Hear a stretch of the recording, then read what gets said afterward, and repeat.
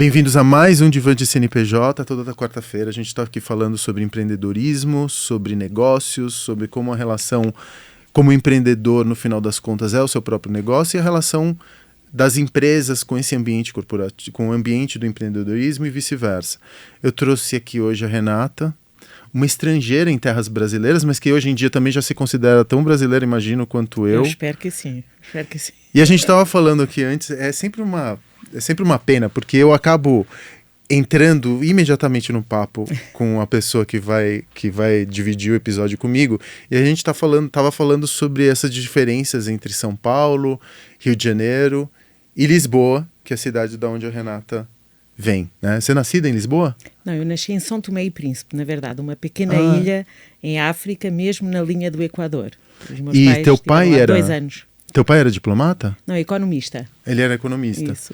E os dois são de São Tomé e Príncipe? Não, o meu pai, depois de terminar o curso, foi para São Tomé e a minha mãe acompanhou-o e tiveram lá 2 anos. Na altura havia uma guerra colonial e o meu pai foi destacado para São Tomé e Príncipe, uma ilha que felizmente não teve guerra, mas viveram lá 2 anos num paraíso, não é? Porque São Tomé e Príncipe é um paraíso. E eu nasci e regressei com 1 ano a Lisboa.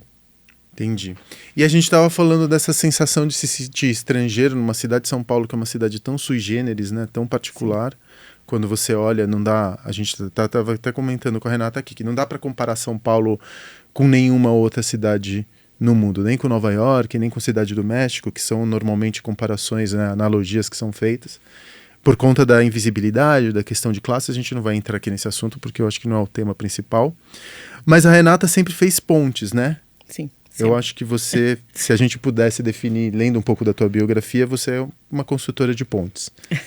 Sim, nunca tinha pensado isso dessa maneira. De uma maneira um pouco poética, talvez. Não, mas gosto dessa parte mais poética, acho que sim. Acho que criar relações é criar pontes, mas principalmente não é só criar, mas é estimular essas pontes, é nurture, não é? É cultivar para que essas pontes não caiam, não é? E é isso que eu acho que eu vim fazendo grande parte da minha vida, que é cultivar essas relações, sejam elas em qualquer país onde eu esteja, e isso é muito importante, tanto para o mundo, obviamente, da diplomacia, onde eu estive bastantes anos, mas principalmente também para o mundo de negócios, não é? Eu acho que cada vez mais um empreendedor tem que saber relacionar, com os seus clientes, com os seus fornecedores, com os seus parceiros, com os seus colaboradores, e isso é muito importante e muitas vezes nós esquecemos-nos dessa parte. Você começou a tua vida acadêmica como química, né? Sim, eu estudei química analítica. Eu sou engenheiro de alimentos, tem muito próximo. Muito próximo, sim. Muito próximo. Aliás, a química alimentar é muito próxima.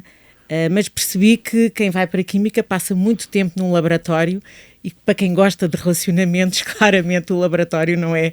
É um lugar um pouco solitário. É um lugar um pouco solitário.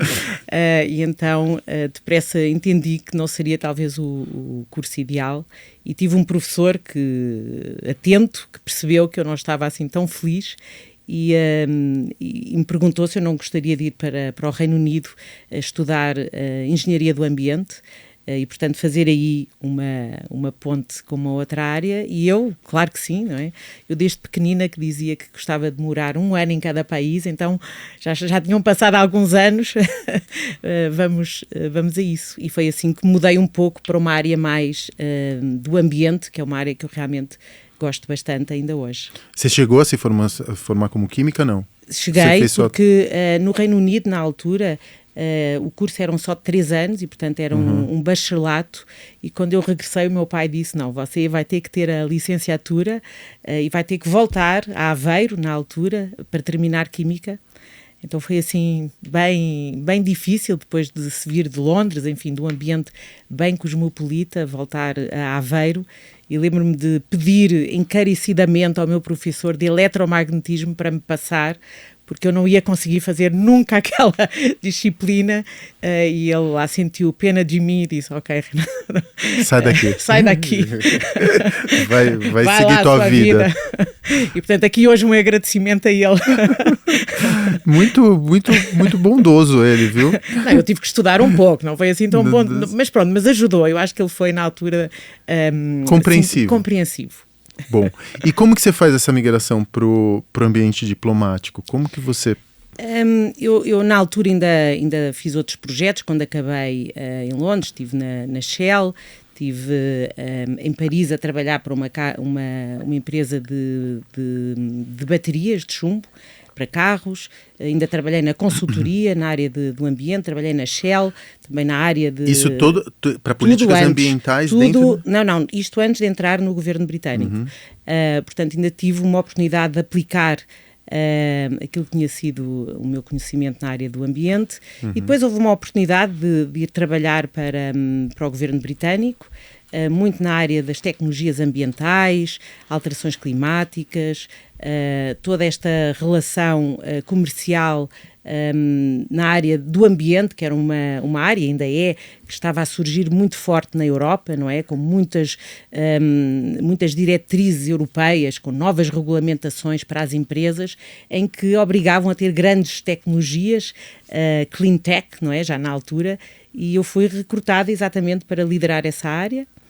E depois foram 18 anos a trabalhar no governo britânico, em várias áreas, principalmente na área de diplomacia comercial, económica, onde depois houve a oportunidade de vir aqui para o Brasil em 2015, como cônsul-geral adjunta aqui em São Paulo, e também diretora de Comércio e Investimento Brasil e Investimento na América Latina. E acho que o grande público talvez não saiba disso, mas uma responsabilidade muito grande que um diplomata carrega quando ele vai para um país é fazer negócios, né? Sim. A minha, claramente, é estimular negócios entre os dois países, e, portanto, há aqui sempre uma abordagem muito macro, não é? De entendimento da realidade de cada país. Obviamente, a realidade britânica eu já conhecia bem, mas um forte e profundo entendimento daquilo que é o Brasil, ou daquilo que foi Portugal, ou também Espanha, onde eu também tive um pouco de atuação, que é entender como é que se fazem negócios no país, que empresas existem neste país, o que é que compram, o que é que vendem, onde é que investem, como é que são as relações comerciais, e, portanto, há um profundo entendimento de como é que isso acontece. E, obviamente, eu tinha uma equipa muito grande aqui no Brasil, que trabalha continuamente nessas relações, muito por indústrias, muito por áreas de atividade que promovem sempre essas relações entre os dois países. Uma curiosidade, você tinha metas naquela época? Sim. O governo britânico sempre pautou, e nomeadamente o Department for International Trade, por ter metas, metas anuais, de exportação, de vendas de serviços, de número de investidores, neste caso brasileiros e latino-americanos, no Reino Unido, valor de investimento. Então tínhamos metas bem agressivas. Fomos 2 anos consecutivos, ganhámos o prémio da melhor equipa na área de investimento aqui no Brasil, exatamente porque é um ambiente muito profissionalizado. E, portanto, há objetivos a cumprir, metas que têm que ser cumpridas anualmente, e o nosso orçamento é impactado por essa capacidade de responder a esses desafios. E aí depois de você ter passado tantos anos trabalhando como uma diplomata, você resolve fazer essa virada e monta a sua própria empresa. Sim, ou seja...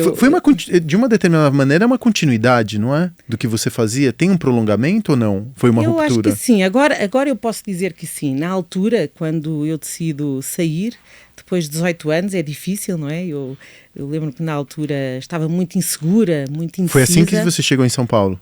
Não, portanto, eu vim para São Paulo pela diplomacia, não é? E passado 4 anos, decido então sair, em 2019. Portanto, eu cheguei a São Paulo em 2015. Em 2019 decido sair, mas contrato uma coach para me ajudar, porque eu acho que é muito difícil quando nós estamos numa zona confortável, não é? Numa zona, enfim, eu tinha sucesso, uma reputação incrível, uma infraestrutura de vida também, enfim, maravilhosa. Toda uma organização ótima, e, portanto, porque é que a pessoa vai mudar, não é? É a pergunta que toda a gente faz para você, não é? Principalmente a sua mãe, não é? Nossa, para que é que você vai mudar?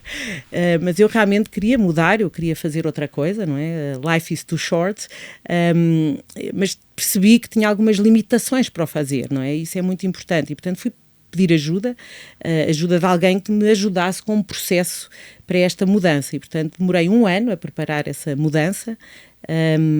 E foi muito bom, porque isso trouxe-me exatamente a segurança que eu precisava para fazer esta mudança de carreira. E depois eu não criei uma empresa nova, portanto eu trouxe uma marca de Lisboa, a BTI, que já existe em Portugal há 12 anos, obviamente com várias presenças noutras partes do mundo, e portanto trouxemos para a América Latina, Brasil e América Latina, mas eu nunca tinha sido sócia, nunca tinha liderado uma empresa. Você já tinha conhecido a BTI no seu trabalho como eu já conhecia os meus sócios, já conhecia desde que a BTI foi criada, porque a BTI, na altura em Portugal, teve um papel muito relevante naquilo que é a construção do ecossistema de inovação e empreendedorismo em Portugal. Então eu já os conhecia, era uma associação sem fins lucrativos na altura, e agora é uma empresa, e portanto eu achei que sim, porque não, inovação, para quem vem de engenharia é uma área muito interessante, porque eu sempre gostei de resolver desafios, sempre fui muito curiosa, portanto ter desafios de várias áreas de indústria era algo que me agradava, mas não percebia nada de inovação, vou ser bem honesta, e a única coisa que eu pedi na altura aos meus sócios foi: eu preciso de alguém que saiba muito de inovação, para que eu possa, assim, a minha reputação ela ajuda, mas eu realmente preciso de alguém que saiba mesmo deste assunto. E portanto veio o André Nunes, que é o meu COO hoje em dia, e ele realmente trouxe esse conhecimento, e eu aprendi muito, não é? Eu achei, bem, agora tenho que ficar uma expert de inovação, e portanto fiz tudo para aprender e para chegar àquilo que somos hoje. Mas começámos em bootstrapping, ou seja, sem investimento, era eu a primeira pessoa, e foi assim uma aventura grande. Então eu costumo dizer que foi ótima esta minha mudança. Adoro ser empreendedora, adoro esta liberdade de ação, e adoro principalmente porque vejo que a BTI Brasil hoje em dia é uma empresa já, não é? Já temos quase 30 pessoas e, portanto, passado 3 anos... Nossa, é muito grande, 30 pessoas? Sim, passado 3 anos, acho que temos feito aqui um bom trabalho, que eu confesso que há 4 anos atrás nunca imaginaria ser possível. Uau. Então, temos que acreditar um pouco mais em nós. Deixa eu entender uma coisa, Renata. Quando a gente fala de inovação é uma palavra muito gasta. Sim. Né? Ela é quase é aquela palavra que, de tantas vezes repetidas, ela acaba perdendo sentido, né? O que para você representa inovação e onde você a encontra normalmente hoje em dia? Primeiro eu queria entender para a BTI Brasil, o que é inovação? Porque a gente normalmente associa a inovação à tecnologia. E muitas vezes a tecnologia pode ser social, a tecnologia pode ser realmente digital, programática. O que para você é inovação? Para mim a inovação é algo muito simples, é algo que existe para resolver problemas. Uhum. É uma ferramenta? É uma ferramenta que existe para resolver problemas, e você pode encontrar isso numa pessoa, pode encontrar isso numa tecnologia, pode encontrar isso numa empresa, num grupo de pessoas, numa startup com empresa, ou seja, depois há variadas formas de você encontrar essa inovação ou de estimular essa inovação. Mas para mim o princípio daquilo que é inovação é resolver problemas, e o mundo está cheio deles, não é? O mundo está cheio de problemas, tanto aos níveis sociais, empresariais, globais, governamentais, muitos ais, não é? Então a inovação traz metodologias que têm sido refinadas ao longo dos anos para resolver esses desafios. Agora, nós todos temos uma capacidade criativa e inovadora, não é? Porque todos temos problemas do dia-a-dia que resolvemos. Então, o que eu diria é que hoje em dia a inovação está num estágio um pouco mais sofisticado, porque efetivamente nós temos ferramentas para resolver desafios cada vez mais complexos. Nós vivemos num mundo VUCA, não é? Num mundo cada vez mais complexo, e, portanto, nós precisamos realmente pensar em processos que nos ajudem a resolver esses desafios. E a inovação tem vindo a desenvolver várias formas de o fazer. Hoje em dia a BTI Brasil ela está muito mais... Ela conecta startups a empresas brasileiras, o ecossistema brasileiro, o ecossistema internacional. Como que você faz... Normalmente, e é um negócio, né? Então, o que você vende hoje? uma empresa gringa vem para cá e fala, eu quero entrar no mercado brasileiro e eu quero encontrar um parceiro comercial que me permita estabelecer base no mercado brasileiro. Uma empresa, qual que é o teu modelo de negócios? Como que a Beta.ai virou uma empresa que hoje emprega 30 pessoas? Como que foi a maneira como você conseguiu transformar uma empresa que não tinha fins lucrativos numa companhia? Em Portugal eles fizeram isso, não é? Transformaram, não é? Aqui no Brasil nós começamos trazendo obviamente alguma da experiência que Portugal já tinha em vários programas de inovação que já fazia em várias partes do mundo, e nós trouxemos e adaptámos àquilo que é a realidade brasileira, que é uma realidade, ao contrário do que muitos pensam no Brasil, uma realidade bem dinâmica e vibrante, não é? E eu já vou falar um pouco sobre isso. Agora, falando um pouco do nosso modelo de negócio, nós somos uma empresa de serviços, de consultoria, em que olha principalmente aquilo que é a jornada de inovação. E o que é uma jornada de inovação? É, primeiro que tudo, pensar que a inovação é uma ferramenta aliada ao negócio, ou à estratégia governamental, ou à estratégia de uma cidade, não é? Ela vai potenciar essa visão empresarial. Então vou dar um exemplo. Uma empresa que sabe que se não se modernizar, se não se atualizar, ela vai com certeza ser disruptida por uma startup que vem com uma solução muito mais ágil de negócio que vai arrasar a empresa mais tradicional. E, portanto, ela tem que pensar nisso, ela tem que pensar no que é que ela pode fazer para, no fundo, estar sempre de acordo com as alterações do mercado. Então, nós o que fazemos é desenvolvemos estratégias para que a empresa consiga responder a essa visão de negócio, sempre com transformação, que pode ser digital, pode ser de pessoas, pode ser de negócio, enfim, há várias formas. Depois temos outra área, que é essa que você estava falando, que é esta conexão constante com o ecossistema de startups.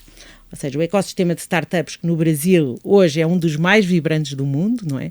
Nós estamos a falar do Brasil em número 3 do mundo de número de unicórnios, logo a seguir à China e aos Estados Unidos, ou seja, é muito relevante. Eu não fazia ideia disso. É impressionante, sim. E isto aconteceu nos últimos 3, 4 anos, então tem sido um desenvolvimento exponencial do ecossistema brasileiro de startups e também do mundo inteiro. E, portanto, o que é que significa juntar a corporate ou o governo com estas startups?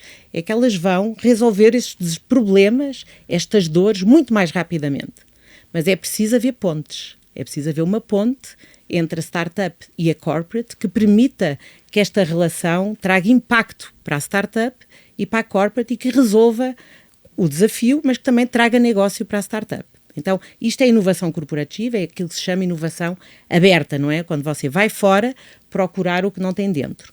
E depois tem um terceiro pilar, que nós também trabalhamos, que é a aceleração de startups. Então, pegamos na mão do empreendedor que tem uma ideia, que tem um talento, ajudamos esse empreendedor a criar a sua startup e a sua startup depois a escalar e a ser eventualmente investida ou a trabalhar com uma corporate.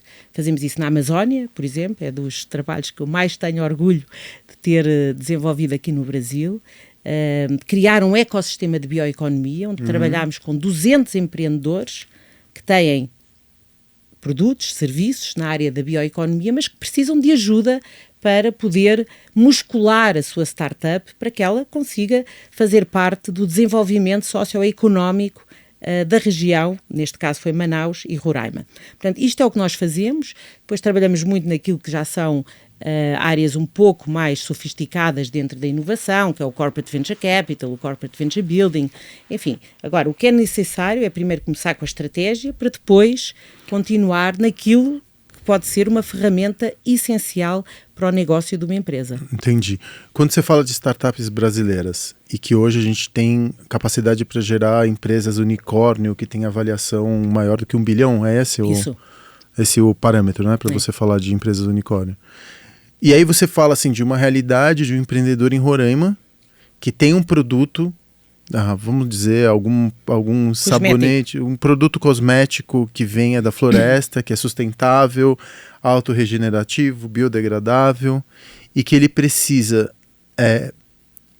de tecnologia, não estou falando necessariamente de tecnologia física, mas tecnologia de saber, para conseguir construir uma ponte com empresas fora que conversem, porque você vai ter que estabelecer um protocolo, né? Claro. Um protocolo de relação. É isso que eu imagino que você faz, é construir essa banda que é um protocolo entre o que essa empresa espera, o tipo de profissionalismo, o tipo de responsabilidade, o tipo de preço, e esse empreendedor que muitas vezes ele vem com uma educação que não permite ele estabelecer esse protocolo. Às vezes ele não fala inglês, ele precisa realmente de um apoio para conseguir chegar e estabelecer esse protocolo, porque o protocolo normalmente é do cliente ali fora, né, e não do empreendedor.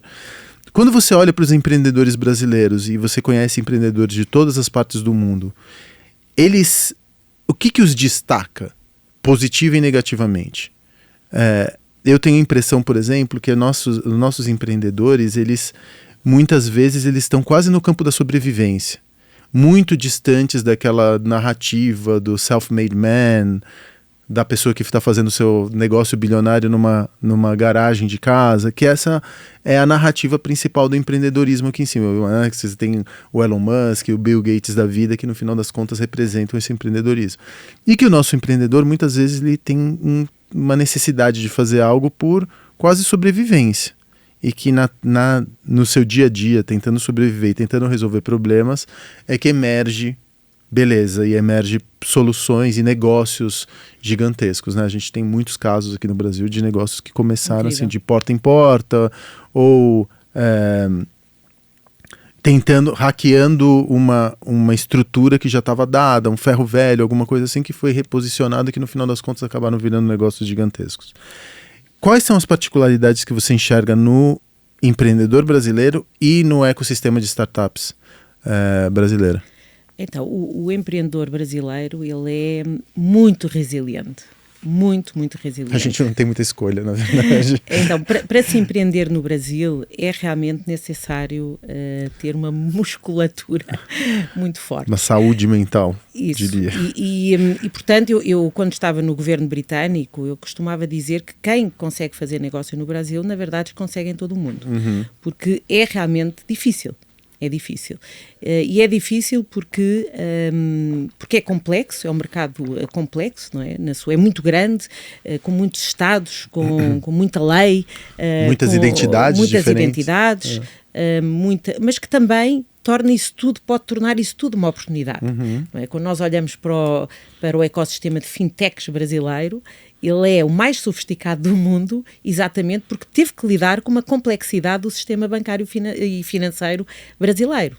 Quando nós olhamos para as legal tech aqui no Brasil, elas existem também porque existe uma complexidade legal no Brasil. Quando nós olhamos para as retail tech, elas são muito fortes no Brasil porque há uma complexidade na área do varejo no Brasil. Então, eu considero que aquilo que é um obstáculo, na verdade, o brasileiro e o empreendedor brasileiro tem sido muito smart em ver como é que ele pode descomplicar e descomplexar esse sistema, não é? E é por isso que o ecossistema é tão vibrante também. Esse é um ponto. O outro ponto é realmente, e isto, enfim, é dito em muitos lados, mas realmente o brasileiro é muito criativo. Eu até gostava de entender um pouco porquê, não é? Se vem da educação, se vem, enfim, do espírito brasileiro, mas realmente... Eu acho que vem da precariedade, Renata. Você acha? A gente tem uma certa precariedade com relação às soluções. O que é criatividade, o que é inovação? Né? A gente tem que diferenciar também essas duas coisas. A criatividade normalmente ela é uma expressão humana. Eu vejo desse jeito. Se eu estiver falando alguma besteira, eu sei que é a tua área de expertise, você, por favor, me corrija. Enquanto que a inovação é essa criatividade aplicada na solução de um problema. Normalmente, quando a gente fala de inovação, a gente fala de campo corporativo, né? Sim. Então, e a criatividade é uma expressão, uma necessidade de construção de mundo, uma necessidade de sonhar, uma necessidade de criar um novo território, vamos chamar dessa maneira.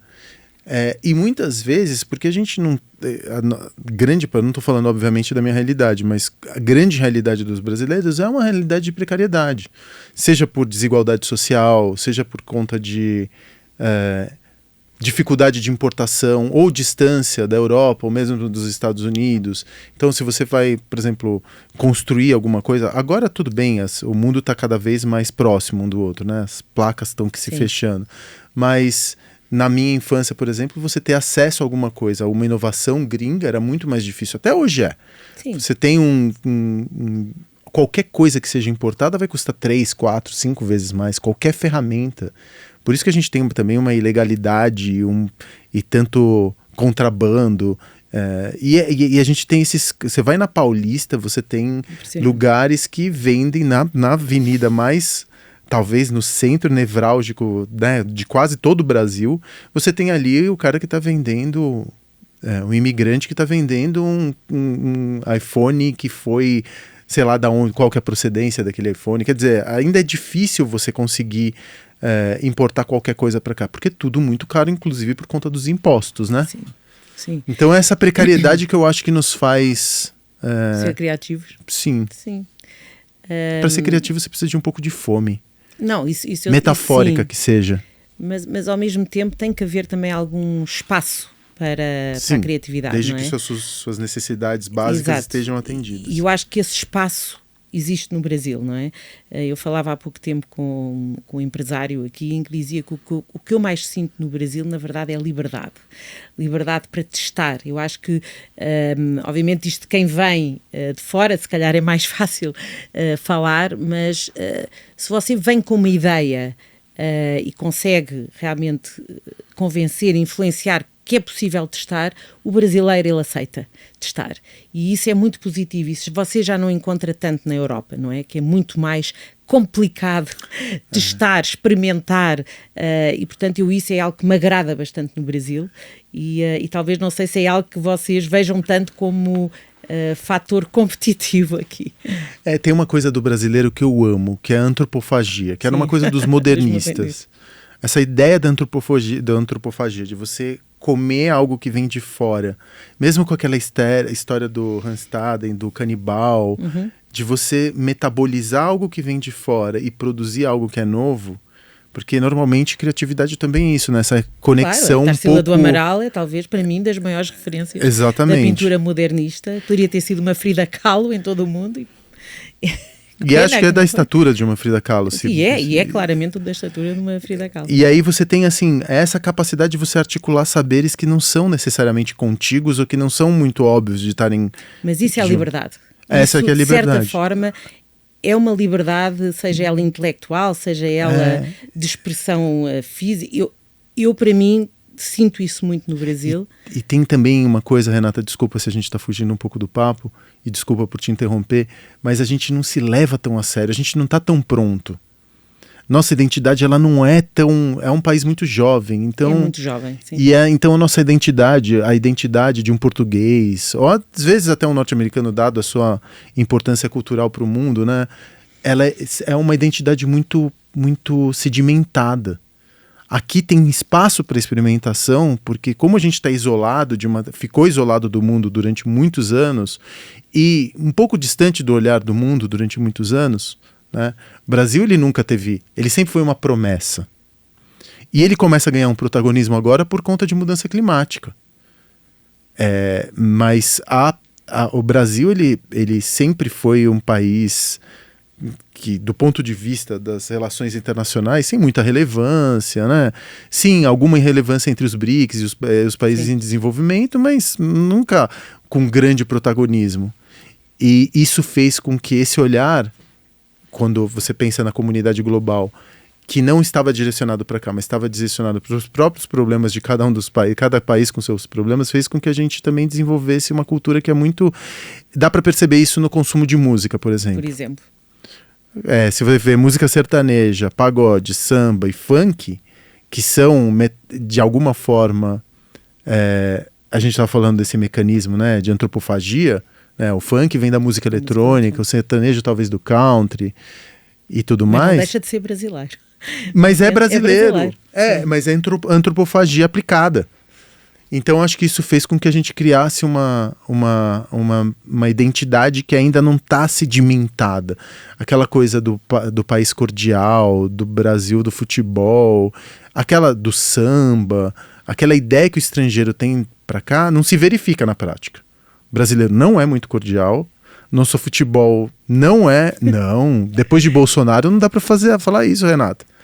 A gente não vai entrar no campo político, mas não é um país cordial. Tem um fascismo interno. Depois de 7-1 da Alemanha.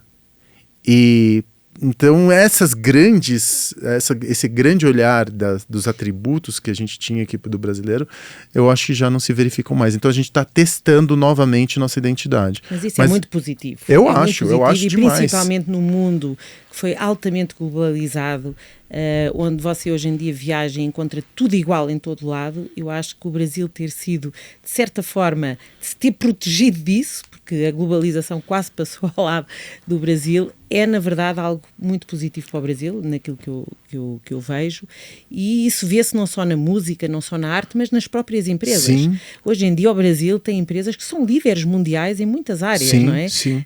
E se calhar ninguém pensa nisso. E é verdade, quando nós falamos numa Suzano, numa Klabin, numa JBS, numa BR Foods, numa Natura... Até Ambev, não é? Portanto, são grandes marcas, não é? Que se calhar não têm o protagonismo de muitas outras que não são brasileiras, mas são grandes gigantes mundiais e são empresas com as melhores práticas mundiais, não é? E, portanto, eu vi isso logo quando cheguei ao Brasil, que realmente havia no Brasil aquilo que nós chamamos outliers, não é? Que são aqueles que saem fora da curva. Sim. E existem vários fora da curva no Brasil. E a Amazónia, onde há pouco referíamos, obviamente que tem os olhos do mundo na Amazónia, mas na verdade a Amazónia, a meu ver, é o maior asset do Brasil. Sim, para o futuro inteiro. E é um asset ainda muito desconhecido.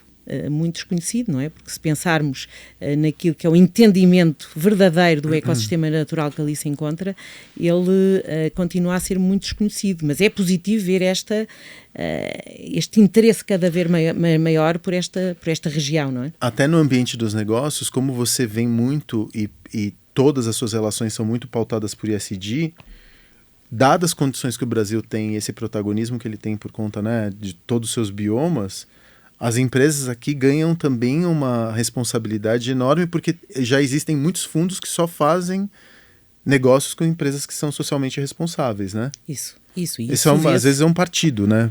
Não, claramente. E hoje em dia você vê que realmente a agenda ESG, ela está muito presente nos conselhos de administração das empresas, está muito presente naquilo que faz parte da reputação da empresa. Agora, é muito importante trazer do papel para a prática, não é? Sim. E quando falamos em descarbonização, a descarbonização ela vem muito por causa da tecnologia e, portanto, é importante que estas empresas se conectem com o ecossistema de startups, se conectem com universidades para realmente trazerem as melhores tecnologias que consigam atingir os objetivos de redução de carbono, que tanto se fala, 30%, 40% até 2030, 2040. Então, aqui nós vimos uma oportunidade muito grande desta conexão entre aquilo que são as metas de ESG com startups, sejam elas startups de tecnologia, de energia, de eficiência energética, de descarbonização, mas também tecnologias sociais. Hoje em dia, a agenda social, ela no Brasil é cada vez mais forte e cada vez mais existem empresas, startups de impacto, startups com foco em tecnologias sociais que podem ajudar a atingir também esses objetivos que estão no fundo nas ODS, não é? Da United Nations. Então, eu acho que o Brasil tem aqui outro fator competitivo. Eu sou fã do Brasil, então vocês não me vão ouvir dizer mal deste país que eu adoro e que eu e a minha família fomos tão bem recebidos, mas eu realmente vejo isso. Eu vejo que o Brasil pode liderar esta agenda. O Brasil vai ter a nível daquilo que vai ser o futuro do mercado de carbono, o Brasil tem aqui um potencial para liderar este mercado, porque vai ter um estoque de carbono ou de déficit de carbono que vai poder, de plus de carbono, que vai poder negociar naquilo que é o mercado global de carbono. A nível de todo o seu estoque natural é realmente incrível e, portanto, agora é preciso haver políticas que acompanhem este desenvolvimento. Obviamente o setor privado tem que fazer e está a fazê-lo de alguma forma, mas são precisas políticas públicas para que este desenvolvimento seja mais rápido e mais eficaz. Renata, para eu entender um pouquinho a tua empresa, hoje em dia você tem quantos clientes? Nós hoje em dia estamos com cerca de 15, 16 clientes. Ou seja, você tem uma equipe, uma infraestrutura, quase dois funcionários para cada cliente que você... Sim, nós dedicamos, o nosso foco é muito àquilo que é o cliente, sim. Nós trabalhamos para o cliente só. E aí o cliente chega até você, me imagino que você seja... Você que faz essa parte de intermediação, como a captura do cliente, eu sei que captura não é uma palavra muito simpática, mas é uma captura. Sim. Ele chega até você e ele te apresenta um problema. Sim, nós normalmente, obviamente, temos aqui um trabalho grande de sermos nós a irmos até ao cliente, não é? Porque a BTI não era e ainda continua a construir essa reputação de marca no país, não é? Existem outras empresas brasileiras que também fazem isso, e embora nós sejamos 100% brasileiros, a marca é estrangeira, mas nós aqui somos 100% brasileiros, precisamos de realmente esse esforço de explicar aquilo que nós fazemos, aquilo que são os nossos diferenciais, aquilo que é a nossa experiência, não só no Brasil, mas no mundo, e portanto há muito esse trabalho proativo de ir em busca de empresas e de clientes e relacional, não é?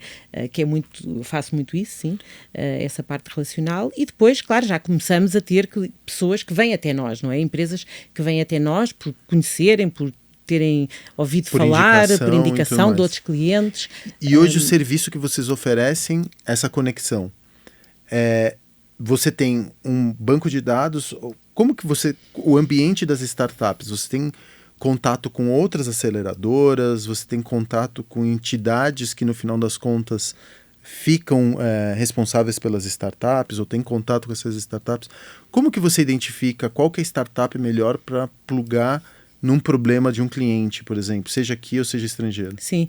Bem, quando a opção do cliente é ir para a inovação aberta, nós temos uma equipa de scouting.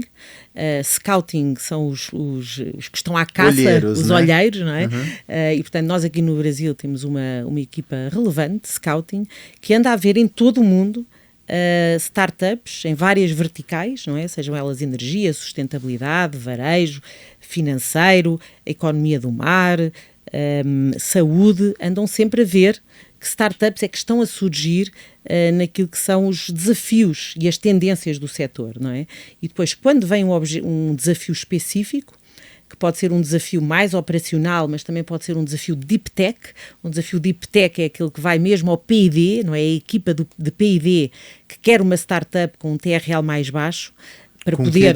Um TRL é no fundo uma maturidade ainda muito reduzida, não é? Você tem quase um espectro de maturidade de startups e há umas startups que estão a desenvolver novos produtos que têm TRLs muito baixos ainda e, portanto, ainda estão na fase de laboratório, mas que são interessantes para algumas empresas e indústrias que também têm laboratório e que querem trazer outros investigadores de fora para desenvolver o seu produto mais rapidamente. Entendi. Aí elas são compradas e a tecnologia... Compradas, neste momento, o que nós fazemos é conectamos e fazemos com que elas trabalhem em conjunto, desenvolvendo um piloto. Um piloto é uma prova de conceito.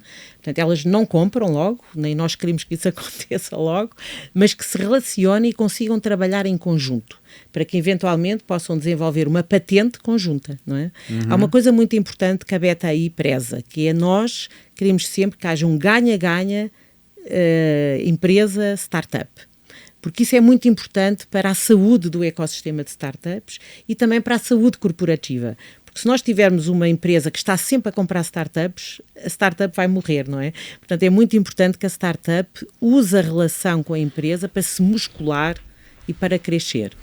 Então, nós temos estes scouts que veem o problema, analisam muito especificamente o problema, então nós aí temos que falar com muitas pessoas na empresa, temos perguntas muito incisivas para entender que desafio é esse, e depois eles vão a todo o mundo procurar empreendedores, inovadores, startups que realmente estejam a trabalhar naquela área e vão trazer para esse cliente, já com alguns filtros, para que o cliente, juntamente com a BTI, possa escolher aquelas que vão testar através de um collaboration design sprint ou de um piloto, vão testar aquela solução. Mas nunca isso acaba derivando por uma compra, porque o que eu... Pode derivar, deriva para uma compra algumas vezes. Pode derivar. Ou seja, cada vez mais nós estamos a ver uma tendência das empresas, a partir do momento em que você começa a se relacionar com startups, a empresa começa a ter um deal flow, ela própria tem um ecossistema à volta dela de conexões com startups, com universidades, com institutos de P&D. E, portanto, é natural que ela veja, nossa, eu, se calhar, dentro da minha estratégia de inovação, vale a pena criar um Corporate Venture Capital, que é um veículo de investimento da empresa, em que basicamente olha a parte estratégica do investimento, não é? Se uma empresa, por exemplo, olha a descarbonização, se calhar faz sentido ela comprar uma startup com quem já pilotou uma solução, com quem já trabalha, e investir nessa startup como parte do seu Corporate Venture Capital, para que essa startup possa entrar nesse universo mais industrial. Então, sim, nós temos vários casos desses, nós próprios desenhamos Corporate Venture Capital, nós próprios ajudamos, fundos a olharem para o seu deal flow, a trazerem mais startups relevantes para aqueles setores industriais. Então nós também olhamos essa área. O que me faz perguntar uma coisa, do ponto de vista do teu negócio, se você vê que se você conhece uma startup que é muito promissora numa tecnologia, que caberia perfeitamente num cliente que você conhece, eu entendo que você faça essa intermediação. Mas eu, se fosse um bom capitalista e estivesse no teu lugar, eu falaria, não, você sabe o que eu vou fazer? Eu vou investir nessa empresa, eu vou montar o meu próprio fundo, vou investir nessa empresa porque eu já sei para quem vou vender. Porque normalmente essas compras, esses investimentos, principalmente de angel ou primeiro round, eles são feitos já com o investidor anjo ou o fundo que vai fazer o primeiro round, já sabendo para onde vai conseguir fazer esse segundo. Por que você... Por um outro lado também, eu não sei, estou te fazendo uma pergunta que pode ser idiota. Não é nada idiota. Mas eu fico me perguntando, por que você não estruturou, já que você tem esse saber que é preciosíssimo, tanto para um lado quanto para o outro, que é essa ponte, por que você não instituiu o seu próprio fundo? Não, é uma ótima pergunta. Nós, na verdade, em Portugal, tínhamos um fundo, a LC Ventures, que era um fundo que investia principalmente em early stage e era associado ao programa de aceleração da BTI, que era o Lisbon Challenge. Mas existem aqui várias questões que nós temos que refletir um pouco sobre elas, não é? Uma delas tem a ver com foco. E realmente eu cada vez mais acredito que o foco é muito importante, e quando você trabalha em apoiar empresas a resolverem os seus desafios, se você traz outro negócio que é investimento em startups, você pode desfocar naquilo que é core na sua outra área. Então esse é um ponto. O outro ponto, pode haver de certa forma algum conflito de interesse. Existe conflito de interesse. Porque eu posso só querer... Porque eu só posso querer vender aquilo que está na minha carteira de investimento e aí eu limito este meu cliente àquilo que eu invisto. Entendi. E isso não estou a prestar um bom serviço ao meu cliente. Então é outro pensamento. Hoje a BTI ela recebe uma participação dessa relação entre startup e o teu modelo de negócio. Quem paga é a corporate. Portanto, quem paga o serviço é a empresa, você a startup vende um fee. Eu vendo com FII, ou seja, você vende uma consultoria. A minha metodologia tem um FII que é paga pela empresa. Pela empresa. Independentemente de taxa de sucesso ou não? Para já, independentemente da taxa de sucesso, que eu acho que são modelos de negócio interessantes a olhar, mas nós estamos a olhar com isso com alguma cautela, porque na verdade o mercado ele é muito entusiasmante, mas ele pode trazer aqui algumas armadilhas que nós temos que ter algum cuidado. Mas sim, e claramente o mercado de investimento em startups no Brasil ele é muito dinâmico, muito dinâmico, ou seja, este ecossistema vibrante também é assim por causa do investimento, e estamos a falar tanto ao nível de business angels como ao nível de venture capitals e agora de corporate venture capitals. É incrível o número de CVCs no Brasil que está a surgir, não é? De mês a mês sai um novo, então é realmente um mercado com muita liquidez e um mercado que está muito aderente àquilo que é a construção do ecossistema. E, portanto, temos que ter aqui algum cuidado em entender onde é que nos queremos posicionar, não é? Onde é que realmente a BTI traz mais valor. E, neste momento, o nosso valor é, efetivamente, trazer impacto às empresas, aos governos, às cidades, quando querem utilizar a inovação como ferramenta para resolver os seus desafios e trazer as startups, sem nenhum tipo de conflito, as melhores que existem no mercado para resolver este assunto, este desafio. Legal. A gente, especialmente pós-pandemia, vamos colocar assim, março de 2022, um período para dizer que a pandemia entrou numa outra fase um pouco mais relaxada, a gente começou a perceber que a fome de investimento em startups, que não tinha um modelo de rentabilidade muito claro, diminuiu. Sim. Né? Os fundos, ou pelo menos a impressão que eu tive, começaram a se perguntar, eu não posso investir numa startup pensando que o futuro vai me garantir o retorno do meu investimento. Taxas de juros muito baixas, especialmente na gringa. Aqui no Brasil as taxas são mais altas de juros. Tinha muito dinheiro líquido e esse dinheiro, um pouco por conta da crise global que começou ali, ou desse anúncio de crise global, né? Porque a crise é sempre é psicológica antes de ser. Ela acontece antes nas palavras do que acontece. Agora eu, inclusive, percebi que os Estados Unidos falaram que eles podem não entrar em crise. Pode ser que eles não entrem em recessão, porque o número de empregos aumentou, 500 mil postos foram criados agora no começo do ano, então pode ser que eles não estejam mais em recessão. Mas quando eles anunciam uma recessão, o mundo inteiro se prepara para uma recessão, né? China, Estados Unidos, que são os grandes jogadores no mercado.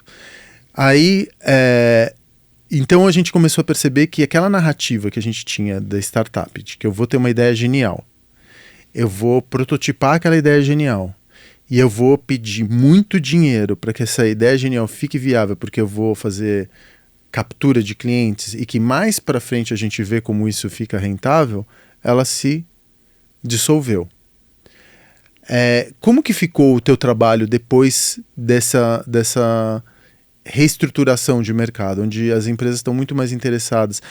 Para você não mudou muito, porque no final das contas você vende solução, né? Isso, e nós trabalhamos muito com startups maduras, não é? Ou seja, nós acreditamos que quem realmente está capacitado para resolver problemas corporativos e problemas de alguma complexidade, ela já tem que, já ter clientes, nós chamamos mesmo startups maduras, não é? As outras devem entrar na nossa trilha de aceleração, na nossa trilha de crescimento. Agora, aquelas que realmente estão preparadas para trabalhar com empresas, com desafios mais complexos, elas já têm que ter experiência de mercado, têm que ter business plans robustos, têm que ter EBITDAs positivos. Então, acho que nesse aspecto nós nos salvaguardamos assim, não é?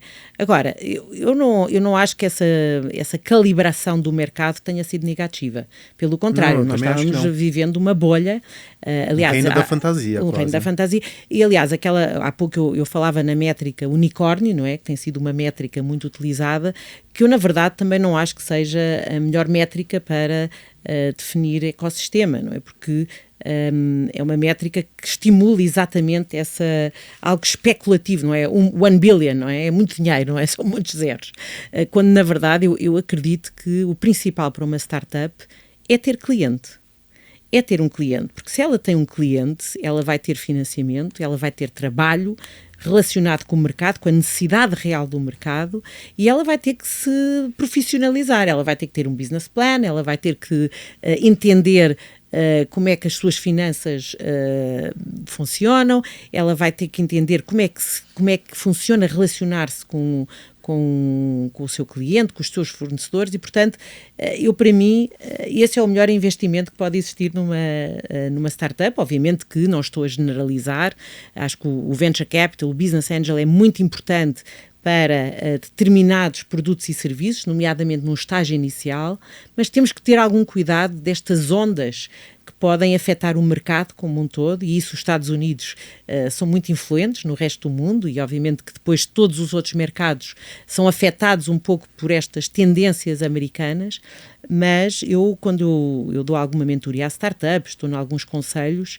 eu digo sempre, vamos arranjar clientes. Quem é que são os vossos potenciais clientes.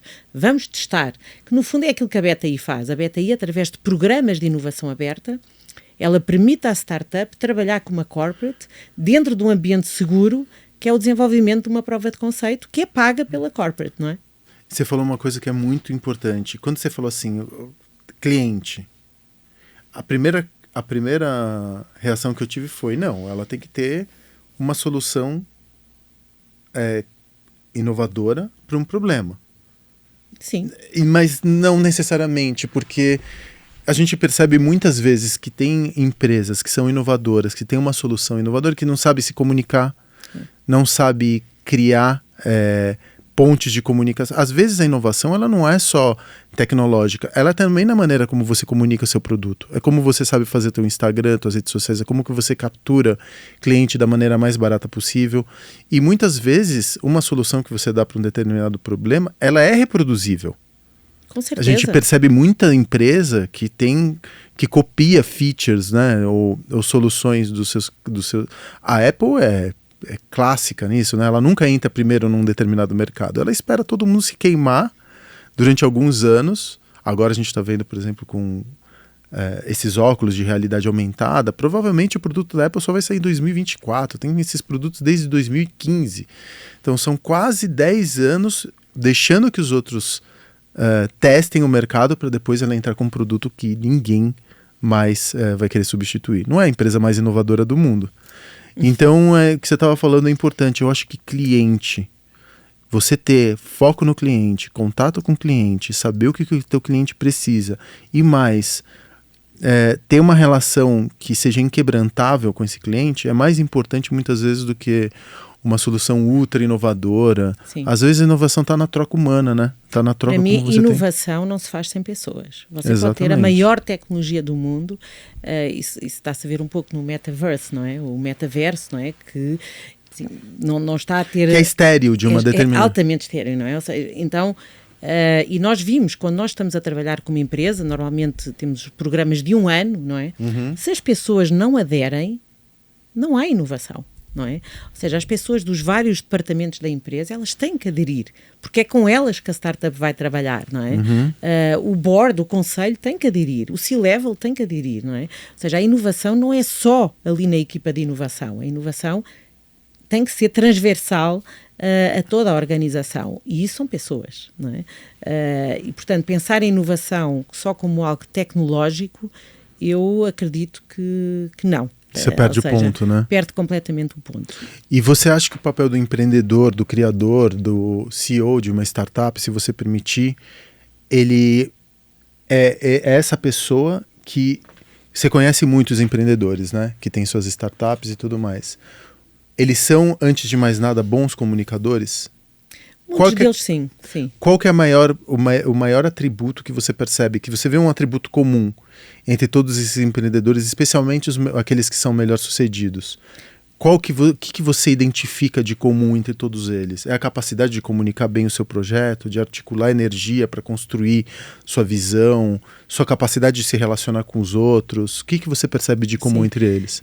Então, nós obviamente em todas estas jornadas de inovação há sempre o pitch session, não é? Que é um momento em que a startup vai fazer o seu pitch à empresa. E muitas vezes o que nós sentimos é que a startup que não prepara bem a sua apresentação, que não se prepara para comunicar, que não entende como é que é o cliente, o que é que ele quer, o que é que ele também quer ouvir, não é? É muito importante esta preparação. Eu costumo dizer, não vale a pena nós termos um excelente produto, uma excelente PowerPoint, se nós não nos prepararmos para criar pontes com o cliente. Ou seja, não me interessa eu ter o melhor produto se o cliente não vai entender nada, mas principalmente não vai entender dentro do seu contexto. Então, os empreendedores que conseguem realmente colocar-se do lado do outro, e portanto aí há sempre uma relação empática, não é? O que é que realmente esta empresa precisa, não é? O que é que eu estou disposto a dar? O que é que eu estou disposto a adaptar para poder realmente responder a este desafio? Para mim são as maiores qualidades do empreendedor. Obviamente que há empreendedores altamente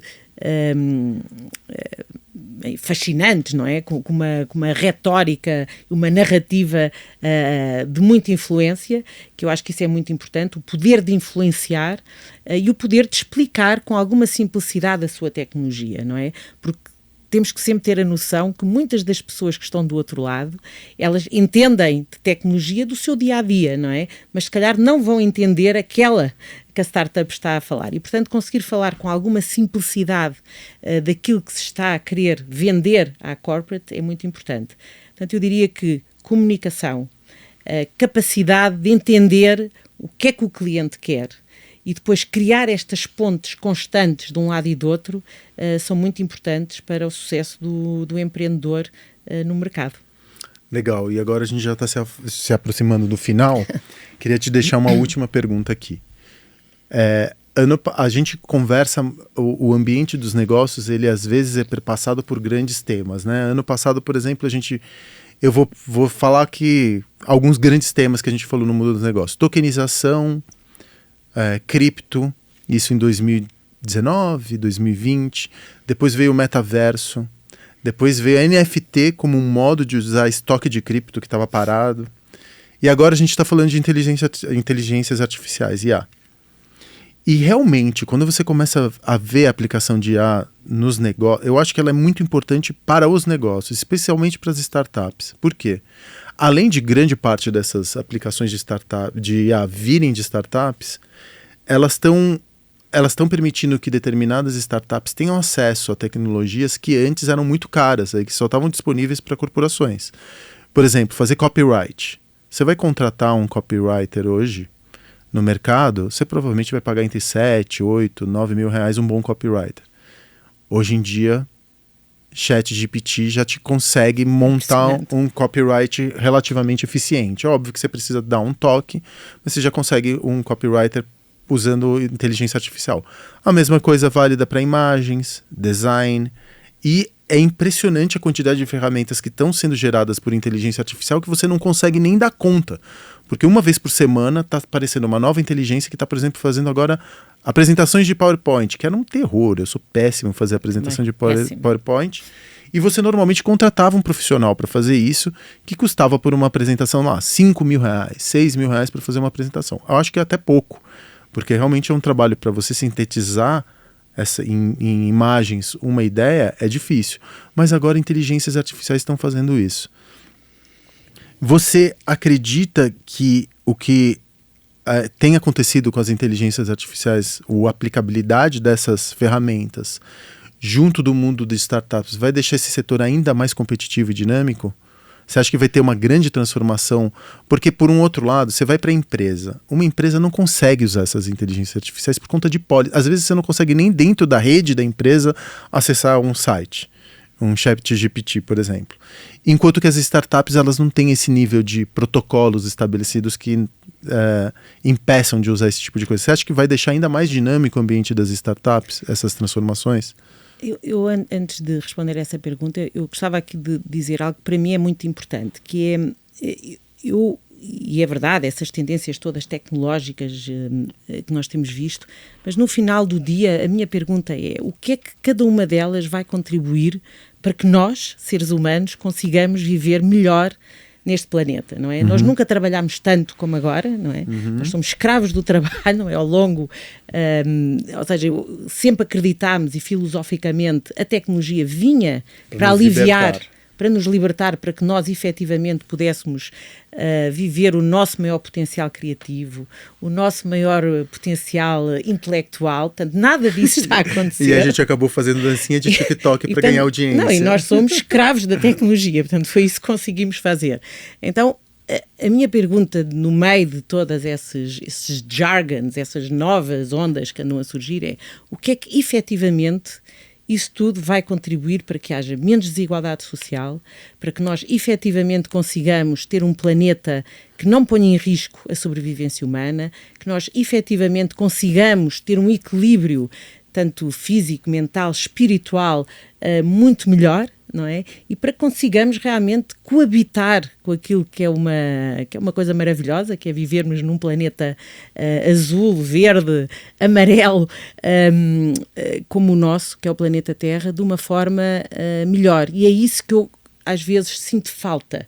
Ou seja, é verdade que a inteligência artificial vai nos ajudar em muitas coisas, mas como é que nós vamos realmente utilizar essa inteligência artificial para nos aliviar enquanto raça, enquanto seres humanos. E é essa ligação, muitas vezes, que eu gostava de ver mais. Agora sim, obviamente, eu entro lá nos chats, é fantástico, não é?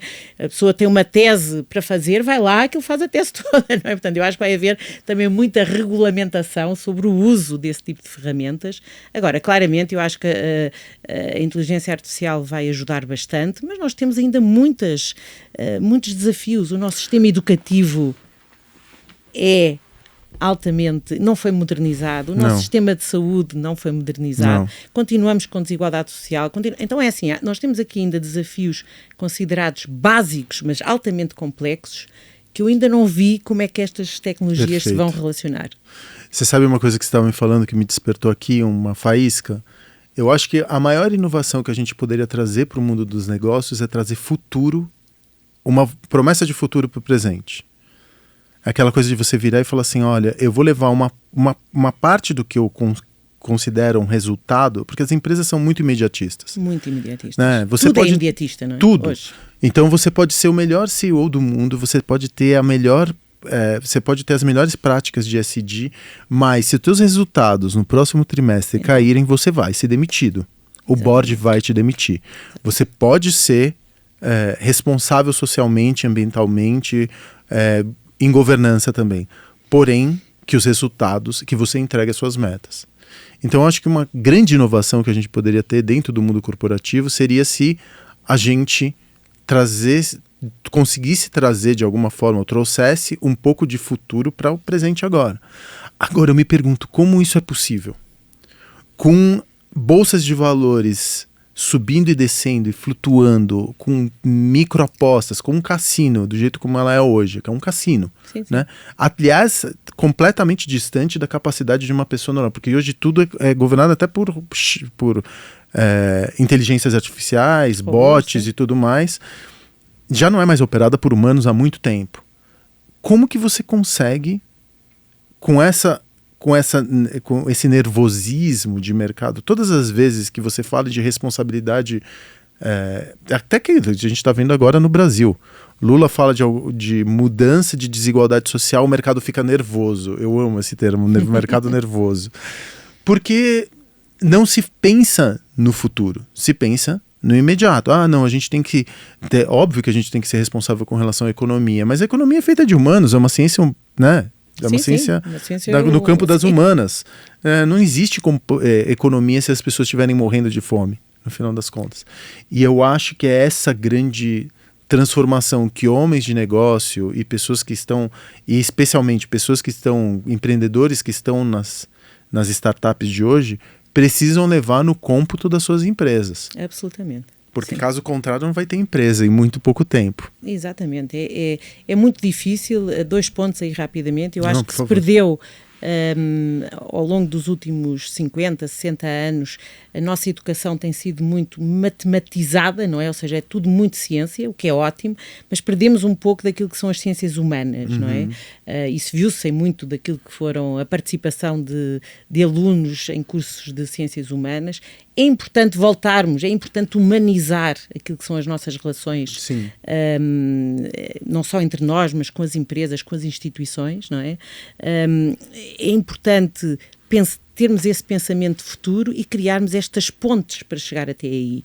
E eu penso que todos estes grupos que dinamizam a forma como nós todos vivemos, sejam eles grupos financeiros, sejam grupos empresariais, governamentais, eles realmente têm que trabalhar de uma forma colaborativa e aí a BTI, inovação colaborativa, exatamente porque nós acreditamos que é preciso juntar as pessoas à volta de uma mesa para pensar a longo prazo. Não é possível pensar a longo prazo só eu sozinho ou só você sozinho, é realmente algo colaborativo, algo que demora tempo e nós precisamos desse tempo e precisamos nos dar esse tempo para construir algo mais sólido que responda realmente aos desafios do futuro. E é isso que nós acreditamos e espero que consigamos fazer mais no Brasil. E uma nota sobre o que você falou agora, começa por educação também. Muita educação, sim. Porque eu acho que eu tenho esperança disso. Como a gente está falando de novas tecnologias que são muito técnicas e que conseguem refinar e dar uma solução para um problema técnico muito mais rapidamente do que um humano faria, a gente vai ver outras profissões mais humanas sendo valorizadas hora em diante. E pensar na educação, a gente tem eu não sei se em Portugal ou em outros países estrangeiros a educação é como aqui no Brasil, mas nossa educação ela é muito instrumentalizada. Você tem uma educação que vai ser voltada para uma carreira, né? Então você vai estudar para ser médico, já no ensino médio aqui do Brasil você tem que escolher a área de biológicas, ou você quer ser engenheiro já no ensino médio, como 13 anos, 14, você já tem que escolher que você vai fazer humanas ou exatas. E o mundo não é assim, né? O mundo não é assim, não é? Nós, na verdade, por exemplo, como é que é possível não haver a disciplina de história sempre? A história é essencial para nós entendermos aquilo que foi o passado, não é? Ou seja, eu sei que a tecnologia quer muito responder ao futuro, mas muitos dos erros do passado, ou sucessos do passado, podem nos ajudar nessa jornada.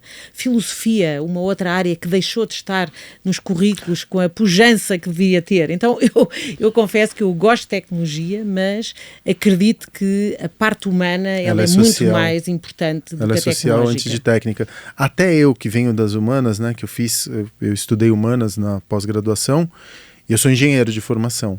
Esse final de semana eu estava conversando com minha filha, ela falou assim, o que você quer fazer, filha? Ela falou, você já tem uma ideia? Ela tem 10 anos e ela começou a entrar nessas questões agora.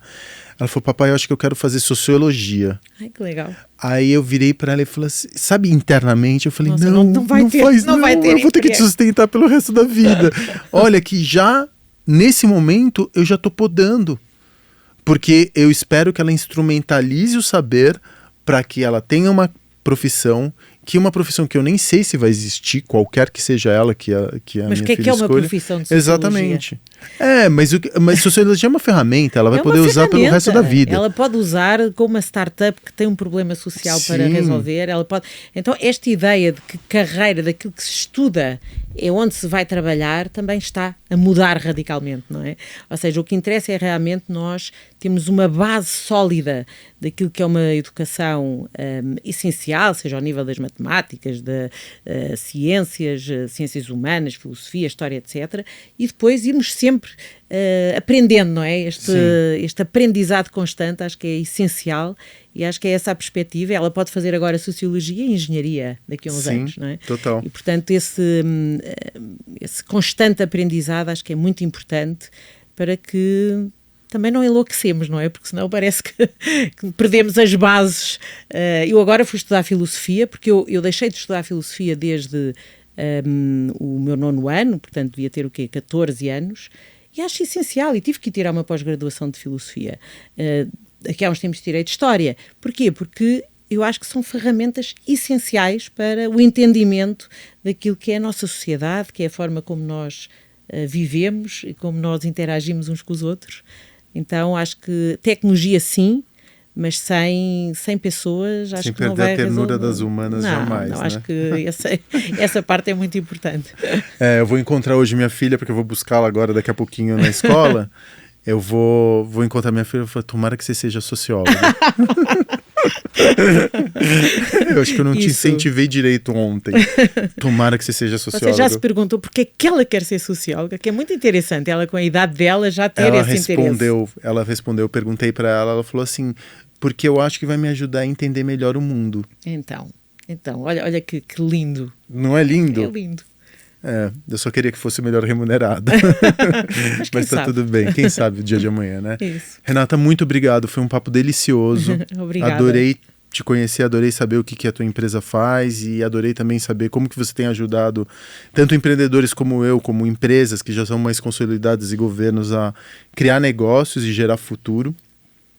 E espero te encontrar outras vezes. Muito obrigada, gostei muito de estar aqui a conversar com você. Obrigado mesmo. Obrigada. Diva de CNPJ, toda quarta-feira nas tuas plataformas, na tua plataforma predileta. Até semana que vem.